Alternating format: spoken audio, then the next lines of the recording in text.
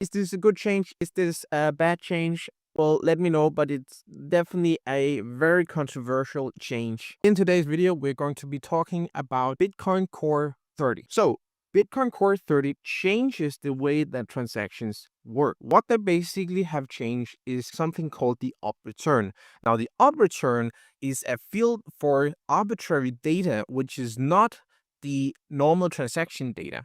Currently, before Bitcoin Core 30, that was limited to 83 bytes. That was introduced back in 2014, the 83 bytes up return. And now with the new Bitcoin Core 30 version, they have changed that so the up return now can hold 100,000 bytes.